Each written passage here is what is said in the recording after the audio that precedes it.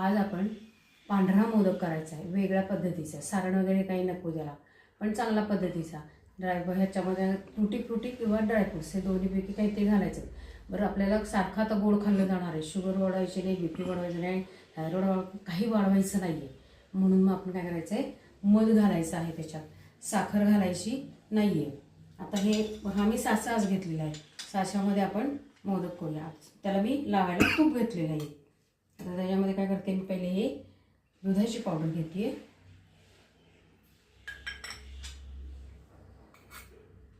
नंतर हे desiccated coconut आहे. एवढं जाड नको असलं तर मिक्सरमधनं काढा, पण असं घेतलं तरी चालतं, लागते चव त्याची चांगली. हे एक घ्यायचं आहे आणि थोडीशी ड्रायफ्रुट्स किंवा तुटी फ्रुटी टाकायची त्याच्यामध्ये. मध्ये मध्ये लागलं की छान लागतं ना ते. म्हणून आता मी त्याच्यामध्ये हे 2 चमचे मध घालणार आहे. जास्त नको असले तर नको घालू, कारण आपली दुधाची पावडर गोड असतेच.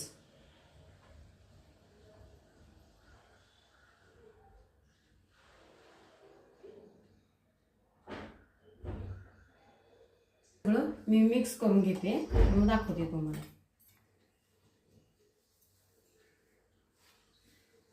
मध घातलेलं आहे, पण तरी ते पुरत नाही त्याला, कारण 2 चमचेच घातलेलं आहे आपण. मग त्याच्यामध्ये अंदाज घेत घेत बारक्या चमच्याने दूध घालायचं आहे.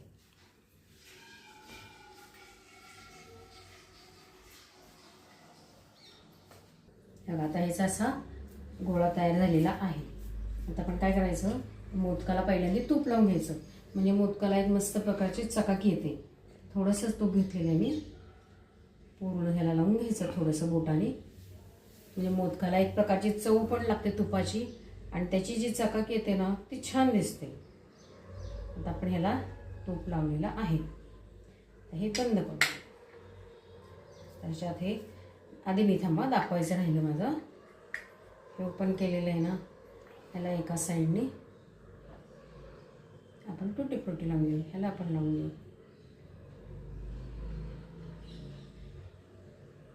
छान दिसतं, पांढऱ्या ह्याच्यावर लाल हिरवं असं असलं ना तरी छान दिसतं. पहिल्यांदा काय करायचं, ह्याला हे दाबून घ्यायचं आहे. ह्याला पण आपण हे असं दाबून घ्यायचं, म्हणजे आपली तुटी फ्रुटी लावली जी आहे ना ती खाली पडणार नाही, ह्याला चिकटून राहील बरोबर. आता आपण हा मोदक काढूया.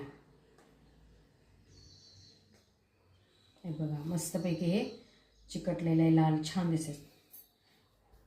आता हे वेगवेगळ्या प्रकारचे असे मोदक, बाप्पा आपले खुशच होणार आहे हे खाऊन, असले मस्त गोड गोड मोदक.